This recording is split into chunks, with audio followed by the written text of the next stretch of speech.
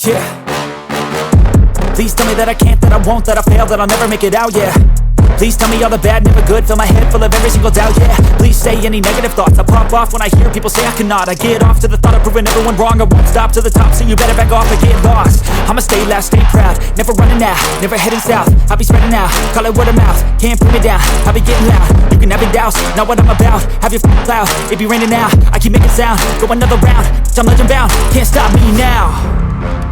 You don't wanna fuck with me, a slow burn like a disease. Just tell me that I can and I'll show you things that you couldn't believe. Just tell me that I can.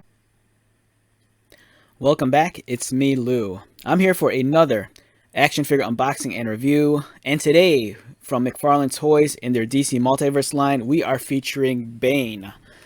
So this version of Bane, it's in the gigantic MegaFig box. That's why it doesn't fit underneath my camera. This is pretty much this plain old Bane. It's not taking any inspiration from a video game or a movie or anything like that.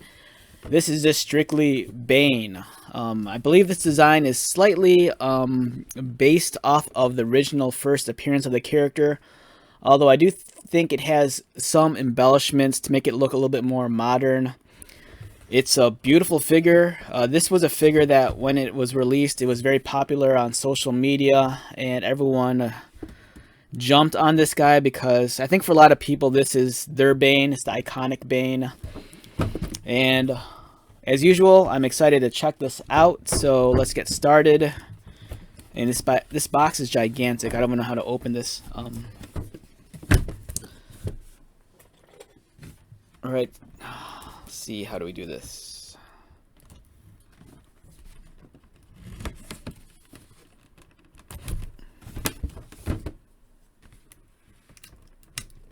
Alright, my box also, it's really beat up. I was kind of an idiot and I waited too late. I didn't pre-order this guy, and when he came out, he sold out pretty fast. And not that it's impossible to find now, but he's going for a slight markup on the secondary market, and it's a very popular figure. So I mean, if you can find one for a decent price and you want him, I'd say pull the trigger, just because he's a little bit harder to come by nowadays. But I do have a feeling at some point in time McFarlane might re-release this guy, much like they do, like, you know, seemingly everything else.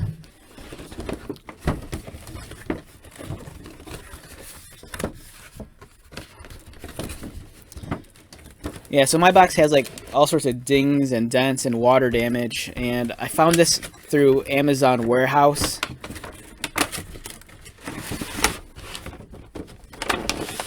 And if you're not familiar with Amazon Warehouse, it's one of the, it's an Amazon storefront, and it's essentially like either used, slightly used, or damaged items, or damaged packaged items.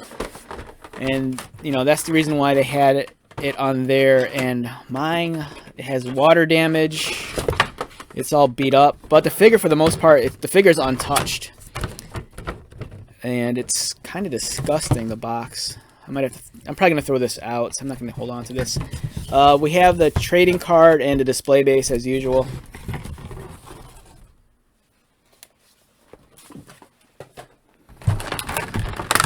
And we have Bane. This is a gigantic figure. It's heavy, it's hefty.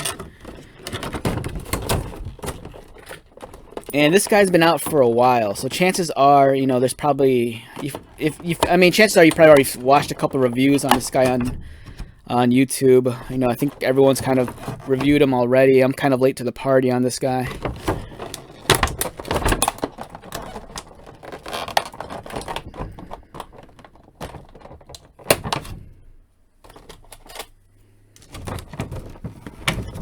Thankfully, he doesn't have too many ties holding him in, so we could jump to the review ASAP.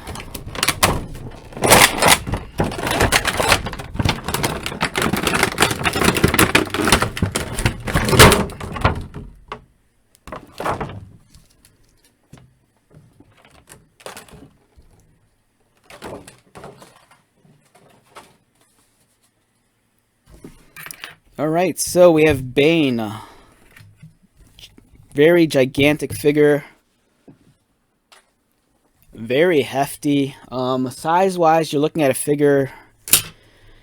Alright, so if I had to guess, I'm going to say this guy is probably anywhere between 9.5 to 10 inches. That's what I'm guessing.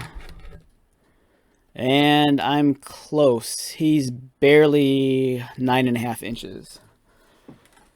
Alright, so one of my arms here doesn't want to fold in. It's really stiff. Just give me a moment. There we go. I always feel a little bit worried when I handle these bigger figures, because for some reason in my head I always figure that the joints might be a little bit more brittle, but right now he seems just as durable as any other McFarlane figure. Really well done. I don't know if this is my favorite Bane figure in the McFarlane line. I can see why for many people this is, you know, their go-to Bane, because it really does embody the original iconic, you know, OG Bane with some embellishments to make him look a little bit more modern. And, you know, when I say modern embellishments, you know, like some of these additional pouches and straps and harnesses, I don't think Bane's first appearance had those in the comic book. He still retains the luchador-like mask and the venom tubing and the canister on his back. And it also attaches to his forearm here. Let's get a closer look at the sculpting. Beautiful sculpting as always with a McFarlane figure. You know, it's what you really come to expect. The detailing is nice. The straps in the harnesses and pouches, well detailed. You know, you have some texturing on it. The paint application is really well done. His tank top has some nice ribbed texture onto it. I like the distress markings on his gauntlet here. It almost looks like he's wearing like a piece of concrete on his arm. The venom canister nicely mounted on his back, and you have all the hoses. The musculature is nice. He has some vascularity. You can see the veins in his arms. I love the metallic finish on his belt, and then there's the red lens on his buckle. Some slight disconnect in the color with the crotch piece and the legs, but from a distance, I don't think that's going to be too bothersome. Nice detailing and stitching on the pockets and then also on the knees. They have like a nice rough, almost burlap-like texture.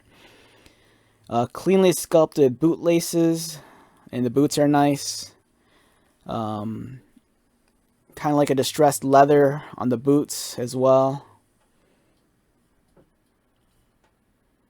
Yeah, overall, solid figure. In terms of the height of the figure, this is how he compares to an older McFarlane figure. Keep in mind, the older figures are slightly larger than the newer ones. But as you can see, it doesn't matter. Bane just towers over him. You know, it's kind of what you expect. Bane's gigantic, almost Hulk-like. Heavy figure also. The flesh tone is really well done. I'm not sure if my lighting's blowing out the details, but there's a slight wash applied, and it looks like maybe a little bit of dry brushing even to like really bring out and add some punch to the, you know, the flesh tones of the character, so it doesn't look so flat. The guy's he's pretty photogenic as well. He really wants to be captured on camera. The lighting, you know, really just comes off him nicely. So if you're into fig photography, I think this works to your advantage. The contrast and the color scheme is really, you know, it's really well done. Again, it kind of bothers me that there's some disconnect in the color with the crotch piece and the pant legs. I don't think for the most part you'll notice it unless you have it under the right lighting conditions. But then again, you could just say, you know, maybe it's more of like a pro wrestler thing. You know, some pro wrestlers wear their trunks over their tights. And some superheroes do as well. So yeah, beautiful sculpting. Let's take a look at his articulation. Bane's head rotates. It's kind of limited because he's so large in the shoulders and he really doesn't have a neck. So he doesn't really look down, doesn't really look up. You know, his head just kind of rotates. Arms, they rotate. they don't have that butterfly joint. My concern is that, so this might, I'm not sure if this is, you know, exclusive to my figure, but his arm joints are slightly loose, and I can imagine that only over time they'll get even looser. So it might vary from figure to figure. Going outward though, this arm, no issue there. This one I think is a little tight on my figure, and you can actually hear the indents. Where this one, you can't hear anything at all, but you could slightly feel it. There is no bicep cut, surprisingly. So his posability is going to be very limited. And it doesn't help that he's such a bulky character as well. Like, as you can see here, you only get so much range of motion when you bend his elbow. And there's no swivel at the elbow either. So you're kind of limited with what this guy could do. I take it back. That there is a swivel. This one swivels. This one doesn't though? Oh yeah, it does. All right. So I take it back. There is a swivel in the arms, so you could get some motion here. But because the arms are so friggin' thick in his forearms, you're gonna be kind of like limited in terms of how much you go swivel it around. His hands are articulated at the wrists. It'd be nice if they gave us hand options, because this guy just has the two like opened hands. It'd be nice if they gave us a fist or two. Swivels at the waist. There is no ab crunch. Legs kick out about there. They go out. Maybe full splits. Double pinned knees. Articulated ankles. And articulated toes. So, very solid figure. But burly as hell, too. This guy's a beast. Really well sculpted, really well done. The execution is excellent. You know, it's no wonder why this guy is super popular with McFarlane fans and Batman collectors. You know, I think for a lot of people, this is kind of like the epitome of what they wanted in a Bane figure. Mattel has given us a couple of Banes throughout, you know, their tenure of having the license.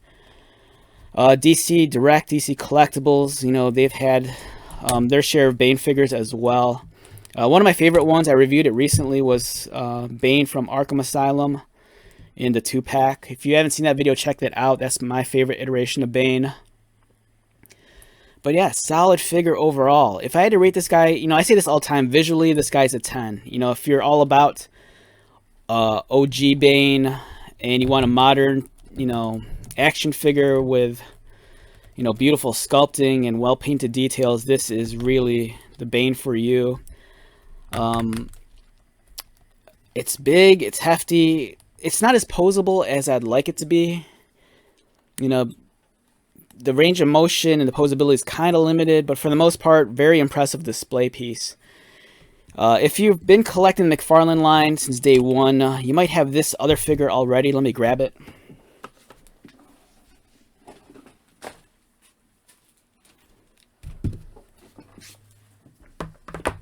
Alright, so this was the Build-A-Figure Bane from the Last Night on Earth wave.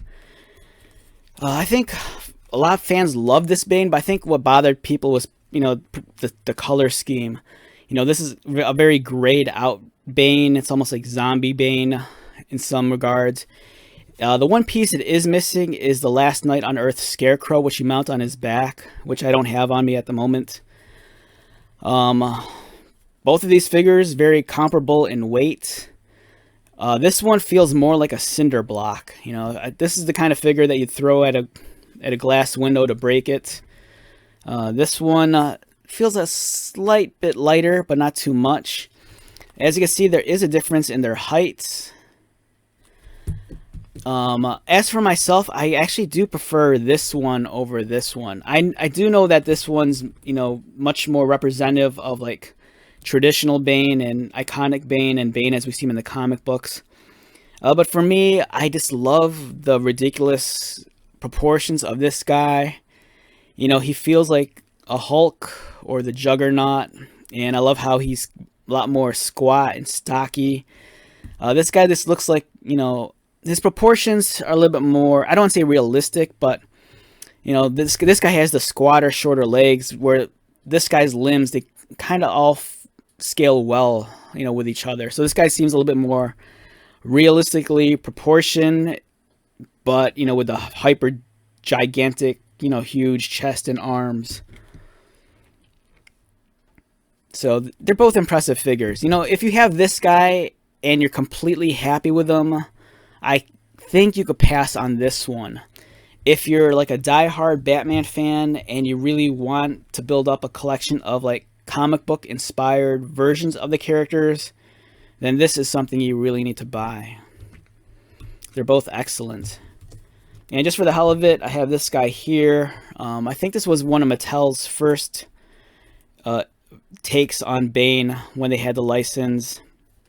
This was a figure they reused a couple of times over. I think it first debuted in their Batman line of action figures that came out in the early 2000s, and then it was later migrated into like their DC Superheroes line. And I think it was also carried over into Classics. And at some point in time later, Mattel actually did their own Build-A-Figure of Bane, which is much, much larger than this one. But this one really does capture the iconic comic book design, you know, like this guy over here. You can kind of see the similarities, you know, with the mask design, the belt. And this is what I was talking about in terms of modern embellishing. You know, this guy has the additional tactical harness, where this one never had it to begin with. You know, this is kind of how Bane looked originally in the comic books. But I think they're all great figures. You know, it's nice that Bane has seen a lot of love from toy manufacturers. You know, Mattel's given us a number of Banes. Kenner, I think they gave us a couple of Banes in the animated line and also in their Legends of the Dark Knight line. You know, much beloved villain, and it's a great figure. On a scale of 1 to 10, for me, this guy's a solid 8 to 8.5. The only thing that kind of holds it back is that I kind of wish he was a little bit more articulated and that the range of motion was better. But otherwise, I think visually, it's pretty spot on of what you want from a comic book Bane. And it's really beautiful. Alright, so let's wrap this up. Once again, my name is Lou. If you're new to my channel, welcome. If you're a returning viewer subscriber, thank you so much for your continued support. I greatly appreciate it. So until the next video, be safe, take care of yourself, buy lots of toys, and most importantly, be happy. And I'll see you at the next one. Alright, later.